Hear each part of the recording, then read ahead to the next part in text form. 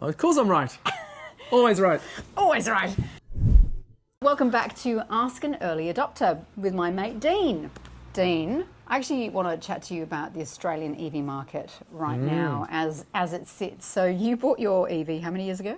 It's over 10 years old now, I think. What was the EV market, before we talk about the market now, what was the EV market like then? What cars It's pretty were on much the market? non-existent, wasn't it? The only vehicle that was out at the time, I think, was the Leaf. The Nissan Leaf was about, and the little Mitsubishi i-MiEV.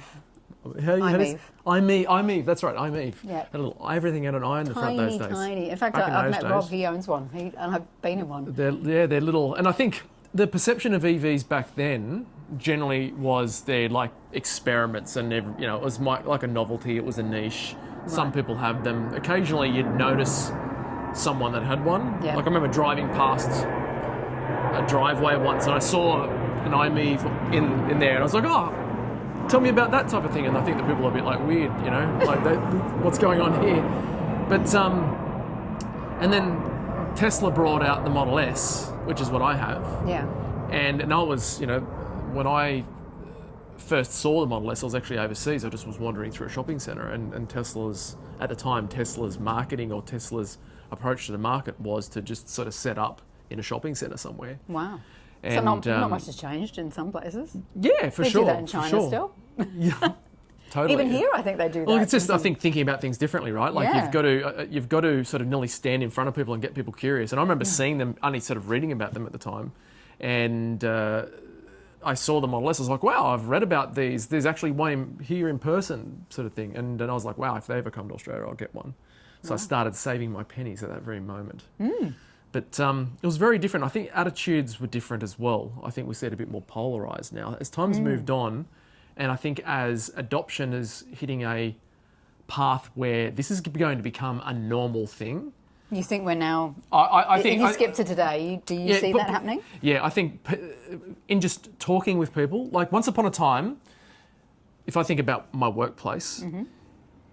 I was known as the guy who had the Tesla. Right. I was known as the person who had the EV, right? And so people would be asking all these questions, how long does it take to charge and all those types of things. Whereas now, the conversation, if you start to have a conversation with people, you find, this person's got one. This person's got like a Mini Cooper. This person's got this other person's got I don't know how many people have Teslas. Someone else has got a BYD. Someone else has got a Xpeng or Xpeng, as we say here in Australia. So it seems like the decision with a lot of people now is that the next vehicle they get will be an electric car. Or at the very least it will be considered. And so if you look online, if you look in your socials, it'll seem like there's this great debate going on as to whether or not people should even do it. I don't actually, when you walk in the community, that's not the case. Yeah, I think that divisiveness and febrile behaviour online, I don't think that represents... Certainly in the comments, I get people on my socials saying, I'm doing research right now, we want our next car to be an electric car. So that this is their way of researching, watching car reviews and just learning, and because there is a learning curve, we can't hide that. You have to do things differently. But I think demystifying is a big part of that. And yes, your workmate gets a car, your neighbour gets a car. Just on my street alone, 18 months ago there was one Tesla in my street. 18 months to 2 years ago, there's now 7. There's 5 Teslas, BYD, C-Line 7, and a GWM Aura, and actually a smart hashtag 3, and right outside there's a Volkswagen ID5 GTX. Those 2 cars come to the street all the time. They must know people here. So that's just on one street that I can give an example, but this is an area where people can't charge at home and they're still buying electric cars. So, man, if I had a driveway, I would own one. Yeah, I think as well, it's interesting because it's not like there's any... I don't see sort of marketing that says, make your next car an EV. No. Right? And so, but it is already a thing. So that's interesting as well. Yes, car manufacturers, some of them they've got ads, they're marketing EVs specifically for whatever reason. But I think there is this mindset that the technological change brings a behavioural change and a lifestyle change. And I think most people are sort of up to it. And at the very least, where you've got that 2-car household, it's quite common to have one big EV and one little city runabout. And as a city runabout, if you're worried about range anxiety or anything like that, it's the perfect car. It's going to cost you virtually nothing to fill it. And then you'll get that little gateway and stepping stone, right? If you go, okay, all right, I see how this works. And fuel is so expensive. People just, it's just horrible how much people have to spend on fuel every week out of their wages. And I think as well, when you've got two vehicles, because we've got two vehicles. There's the petrol vehicle, or the ICE car, and there's the EV. And it is a thing that, we have to go and get fuel. Yeah, right. And I sort of know, it's like, geez, I have to live that life now for a moment. And so one day, everyone's going to have that life of the only time I need to go somewhere else to get fuel. It'll be just part of the pattern. If you don't have a place to charge like yourself necessarily, then when you go to the shops, you will just plug in as part of the activity. While you're doing something else. And for others, it will be every day you start with a full charge, right? So it's actually a better lifestyle in that you don't have to go to these special places, to this special thing, and deal with all the unknowns that go with that. Are you hopeful for the market? And we've not quite, well, it was just under 10% last month. Or we've just had the best quarter we've ever had for sales. I actually think we probably did crack 10%, but Xpeng don't report their sales, for example, which is a bit frustrating. Do you think it's going to improve or plateau? What's your prediction sort of towards the end of the year now and then into next year? I think it's a bit of a mistake to look at it on a month-over-month basis. Absolutely.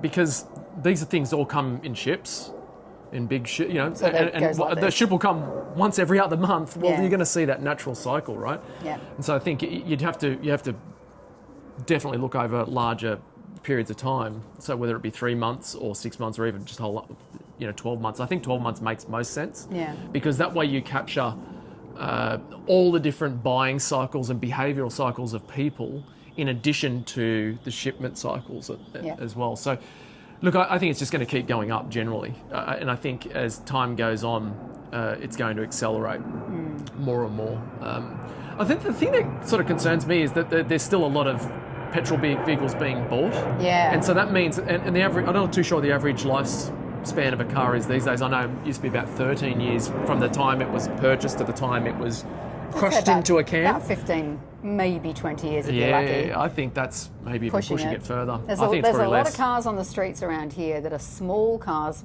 which we used to drive 10 years ago. Yaris's, Corollas, I like to call them normal size cars. Especially for your street. Yeah, yes.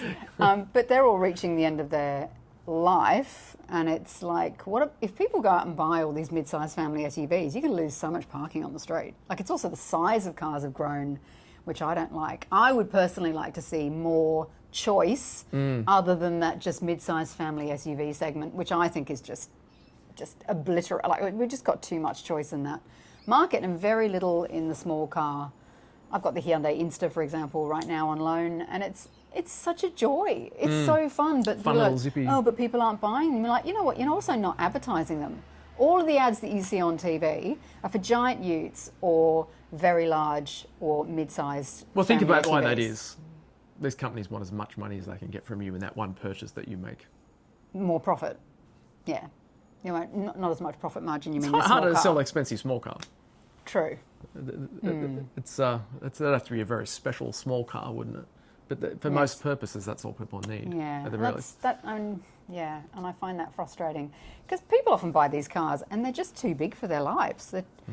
They're barely fitting in car parks anymore. They're sticking out from Did you parking see that spots. the Standards Australia were assessing whether or not they should change the average car parking space standard to larger, which I think. Bin, and I'm like, honestly. that's not very fair. That means less problem. parking spaces overall for everybody. And that's not the problem. The problem is the size of the cars, not the size of the parking spot. That makes me furious. I knew I'd get you with that. All right. Well, thank you. I have high hopes for the Australian market certainly over the next sort of 12 months as we go into next year. I do think there's a lot of choice and a lot of new brands coming to the market. It'll be interesting to sort of see who sticks around and who doesn't, who cuts through. I mean, BYD have done an excellent job as that first mover. Definitely. MG have done a very good job of establishing themselves as well. But it'll be interesting to sort of see now how those other players become more established. I mean, we've even got IM coming in now and lots of other brands. I'm having to keep Firefly. doing my research all the time. Oh, who is this brand? You can't keep up. No, it's like a new phone brand or something, or a new computer brand. It's bizarre. I know. It's I'm like, devices. what have we got now? But I think that's if you're thinking about it from an innovation point of view, these are the types of changes that are actually coming with electrification. You don't have this heritage of we're the only ones who can build an engine. Yeah. And so it's it'll be interesting not just in next year, but what's going to look like in 5 years and what's going to look like in 10 years, and how's that going to change just mobility generally. And what legacy car makers are going to survive will be interesting as well.